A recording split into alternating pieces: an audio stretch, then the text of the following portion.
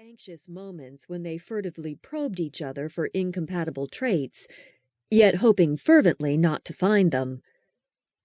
Then came the day when Erna could no longer contain her secret, for she was convinced now that he didn't know.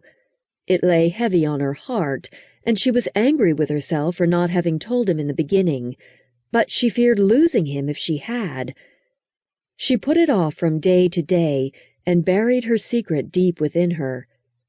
Today she felt compelled to tell him. When Traber met her that afternoon, her reticence perplexed him.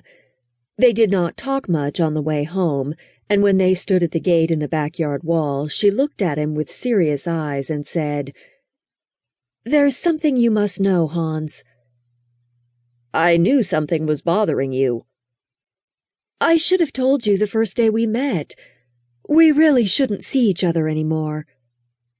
"Why do you say that?" "I am Jewish."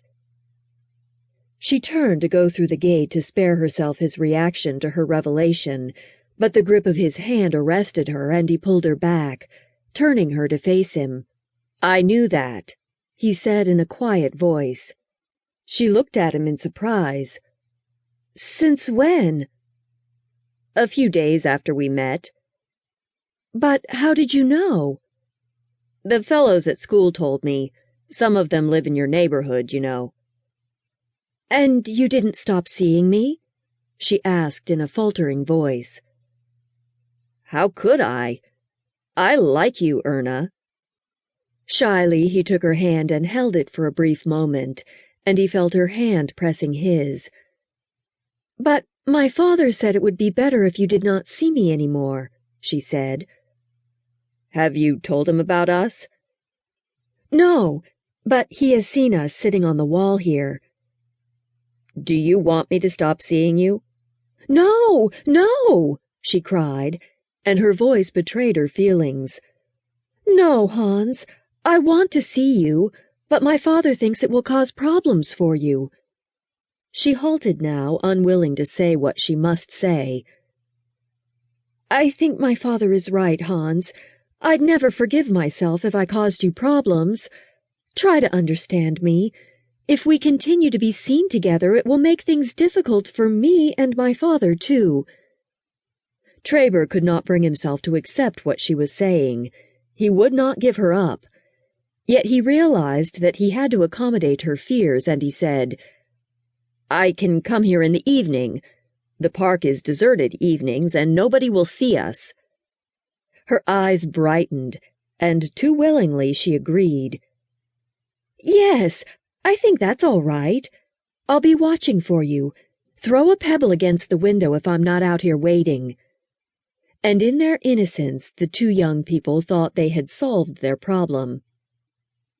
When Hans Traber came home that afternoon, his father was waiting for him and forced him to face a terrible dilemma. A high-strung man, the senior Traber asked in a restrained voice, "You are late from school, aren't you?" "I played soccer after school." "Are you sure now? I have a different story." Young Traber became uncomfortable. He knew at once what his father was driving at, and he also knew that he'd better tell the truth. "I walked a girl home." "Only today?" "No, I've known her for some time." "Who is she?" "Erna Neuman." "The dentist's daughter?" "Yes." "I suppose you know that they are Jews?" "Yes." "Do you realize what you're doing?" The senior's voice rose slightly as he became increasingly irritated at his son's seemingly casual attitude. Young Traber chose not to answer because he did not know what to say. "You know how things are here in Germany. I am a judge and a public servant, and my son runs around with a Jewish girl. You must be out of your mind. Are you really aware what the consequences could be for me, for us? Well, let me spell it out for you, my friend. I'll lose my position, and that may not be the worst of it." As his father's agitation rose, young Traber sensed his anxiety.